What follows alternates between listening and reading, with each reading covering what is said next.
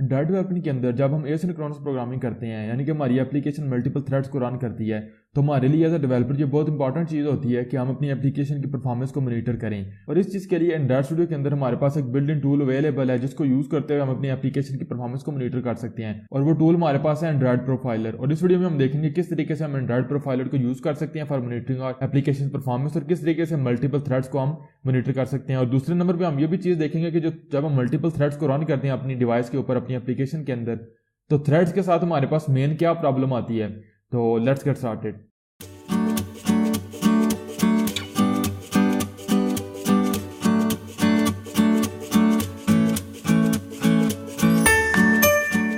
WhatsApp everyone, welcome to your next video on concurrent programming in Android development. और Android development के अंदर concurrent programming करते हुए इस वीडियो तक हमने ऑलमोस्ट जो थ्रेड्स थे उनके साथ जितना भी काम था वो सारे का सारा हमने काम कर लिया। हमने देखा कि किस तरीके से हम सिस्टम लेवल के लोअर लेवल के ऊपर थ्रेडिंग क्लास जो जावा के पैकेज होती है उसको यूज़ करते हैं, हैंडलर क्लासेज को यूज़ करते हैं। फिर हमने एग्जीक्यूटर्स को देखा, एसिंक टास्क को देखा, एसिंक टास्क लोडर को देखा। एक चीज़ जो हमने नहीं देखी वो थ्रेड पिल एग्जीक्यूटर है, उसको थोड़ा सा बाद में जाके देखेंगे। ये तो नहीं आप कह सकते ज़्यादा एडवांस है, लेकिन थोड़ी सी कॉम्प्लिकेटेड है, इसलिए मैंने उसको स्किप किया। तो इस वीडियो में हम ये देखेंगे कि किस तरीके से हम थ्रेड्स को मॉनिटर कर सकते हैं अपनी एप्लीकेशन के ऊपर, अपनी डिवाइस के ऊपर जो थ्रेड्स हमारे रन हो रहते हैं उसको। एंड्रॉइड स्टूडियो के अंदर एक टूल है हमारे पास प्रोफाइलर, उसको यूज़ करते हुए। और दूसरा हम ये देखेंगे कि हमारे पास जब हम थ्रेड्स के साथ काम करते हैं तो क्या ऐसी प्रॉब्लम आती है जिस वजह से हमें सर्विसेज की ज़रूरत पड़ती है। तो फॉर एग्जांपल यहाँ पे मेरे पास एसिंक टास्क लोडर का मेरा लास्ट वीडियो वाला हमारा प्रोजेक्ट था। तो अगर मैं अपने एसिंक टास्क लोडर के अंदर आऊँ तो यहाँ पे जैसे मैं लोड इन बैकग्राउंड के अंदर जाता हूँ तो यहाँ पे मैं एक चीज़ करूँगा, thread dot current thread dot set name, ताकि मैं कस्टम नेम सेट कर सकूँ और जब भी हम इसको मॉनिटर करें तो हम इस थ्रेड को अपने इजीली मॉनिटर कर सकते हैं। फॉर एग्जांपल मैं क्या देता हूँ, माई डाउनलोड थ्रेड में इसको क्या देता हूँ। तो अब अगर मैं इस एप्लीकेशन को रन करता हूँ अपनी डिवाइस के ऊपर, तो आपने देखा हमारी एप्लीकेशन रन होना शुरू हो गई। मैं क्लिक करता हूँ रन कोड के ऊपर और जाता हूँ लॉग ऐड के ऊपर, तो आपने देखा एज एक्सपेक्टेड जो हमारे पास पहले रिजल्ट था वो हमारे पास यहाँ पे प्रिंट होना शुरू हो गया। फॉर एग्जाम्पल मैं इसको क्लियर करता हूँ और दोबारा अगर रन करूँ तो आपने देखा हमारे पास 1 सेकंड के बाद जो है वो डिफरेंट सॉन्ग्स डाउनलोड होना हमारे पास शुरू हो गए हैं।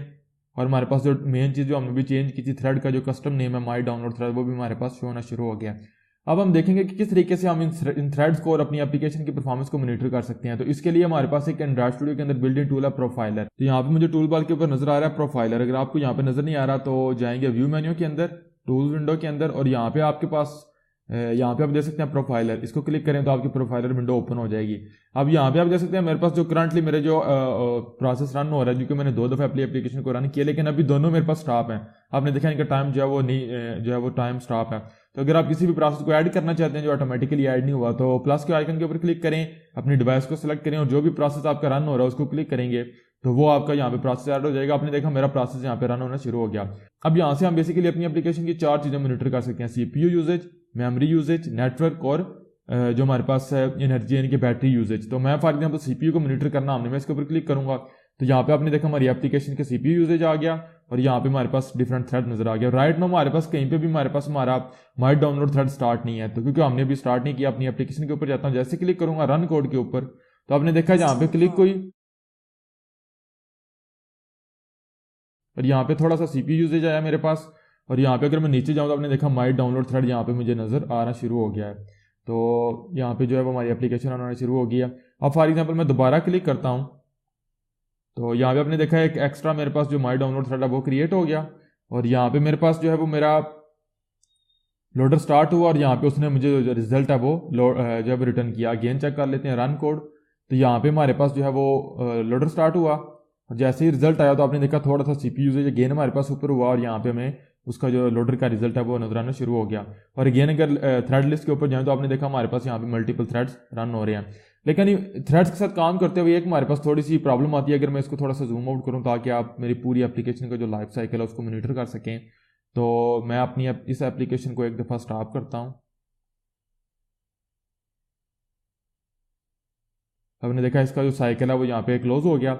अब मैं अगर इसी एप्लीकेशन को दोबारा रन करूं ताकि मैं जो चीज़ आपको बताना चाहता हूं उसको अगर हम देखें तो ये आपने देखा हमारे पास हमारी एप्लीकेशन रन होना शुरू हो गई। यहाँ पे भी ऑटोमेटिकली वो मॉनिटर के ऊपर आ गई। CPU के ऊपर जाऊंगा अब फॉर एग्जांपल मैं क्लिक करता हूँ रन कोड के ऊपर और उसके साथ ही मैं एप्लीकेशन को क्लियर कर देता हूँ। तो आपने देखा हमारे पास हमारा माई डाउनलोड थ्रेड तो क्रिएट हुआ था, लेकिन वो भी काम कर रहा था, अभी आधे में था। तो हमारी एप्लीकेशन का जो प्रोसेस है उसको हमने किल कर दिया, वो डिस्ट्रॉय हो गया मेमोरी से। और साथ ही जो हमारा थ्रेड था, यहाँ पे थ्रेड की डिटेल हमारे पास आती है माई डाउनलोड थ्रेड, तो वो आपने देखा अभी बिल्कुल आधे में था, तो वो हमारे पास यहाँ पे स्टॉप हो गया। तो ये प्रॉब्लम आती है थ्रेड्स के साथ। इसको एक और तरीके से भी देख लेते हैं। फॉर एग्जांपल मैं जाता हूँ लॉकएट के ऊपर और एग्जिस्टिंग आउटपुट को हम क्लियर करते हैं, और यहाँ पे जो डिले है इसको 3 सेकंड का कर देते हैं ताकि थोड़ा सा मॉनिटरिंग हमारे पास ईजी हो जाए। एप्लीकेशन को दोबारा रन करते हैं। तो मैंने क्लिक किया रन कोड के ऊपर और उसके साथ ही मैं एप्लीकेशन के प्रोसेस को किल कर देता हूँ। तो आपने देखा मेरा थ्रेड तो स्टार्ट हुआ, लेकिन जैसे ही थ्रेड स्टार्ट हुआ मैंने एप्लीकेशन का प्रोसेस खत्म कर दिया, डिस्ट्रॉय कर दिया। तो हमारे पास जो थ्रेड था जो काम कर रहा था वो भी डिस्ट्रॉय हो गया।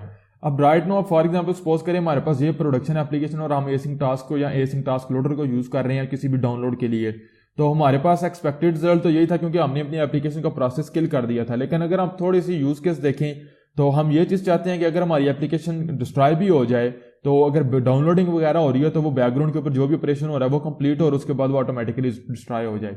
लेकिन ये डिपेंड करता है डिफरेंट आर्किटेक्चर्स के ऊपर और आप लोगों की जो एप्लीकेशन का प्रैक्टिकल सिनेरियो है उसके ऊपर। तो इस चीज की वजह से मैंने पहले भी आपको बताया था, जो एसिंक टास्क होता है वो बेसिकली कॉन्फ़िगरेशन चेंजेस को भी सर्वाइव नहीं कर पाता, इसलिए उसको हम मैक्सिमम यूज करते हैं 1 से 2 सेकंड के जो टास्क होते हैं उनके लिए।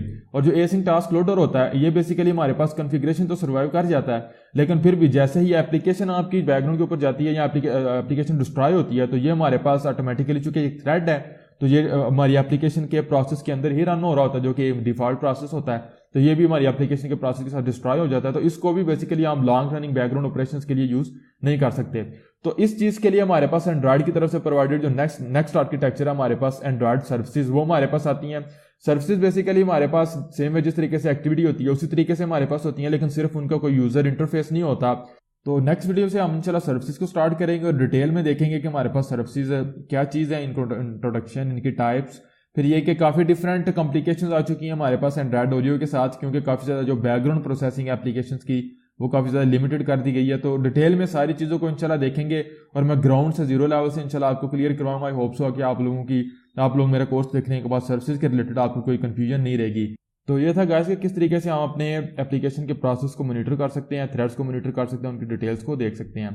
तो इसके साथ ही वीडियो को स्टॉप करता हूँ। इंशाल्लाह मिलता हूँ आप लोग से नेक्स्ट वीडियो में, जिसमें हम जो है वो एंड्रॉइड का न्यू आर्किटेक्चर है जो हमारे पास नेक्स्ट आर्किटेक्चर है सर्विसेज, उसको शुरू करेंगे और उसके क्लियर होने के साथ ही इंशाल्लाह हम नेक्स्ट चले जाएंगे एंड्रॉइड नेटवर्क प्रोग्रामिंग या कह लें कि रेस्ट एपीआई के साथ जो एंड्रॉइड एप्लीकेशन की कम्युनिकेशन है उसके ऊपर।